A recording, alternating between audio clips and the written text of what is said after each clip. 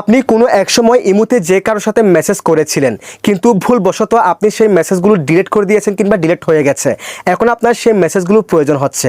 So আজকের ভিডিওতে আমি আপনাদেরকে দেখাবো ইমোর সমস্ত মেসেজ, সেই রকম মেসেজ ডিলিট করে দেওয়া মেসেজগুলো আপনারা কীভাবে ফিরে পাবেন কিংবা রিকভার করবেন সেটা দেখাবো আজকের ভিডিওতে।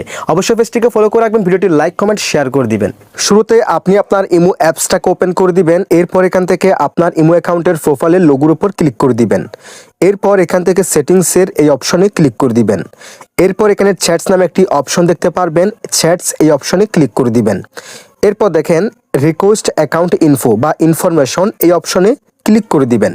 এরপর দেখেন download your account information as a zip file, account information include your profile, log in history, chat history and etcetera.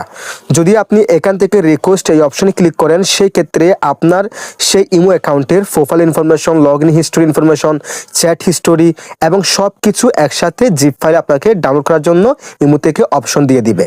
আর সেখানে আপনি পেয়ে যাবেন আপনার ইমোতে ডিলিট করার সমস্ত মেসেজ কিংবা সমস্ত হিস্টোরি। আর এভাবে আপনাকে কেউ ইমোতে মেসেজ দিয়ে ডিলিট করে দিলে বা অনেক আগের সেই মেসেজগুলো আপনারা একসাথে এখানে পেয়ে যাবেন বা রিকভার করতে পারবেন। That's it.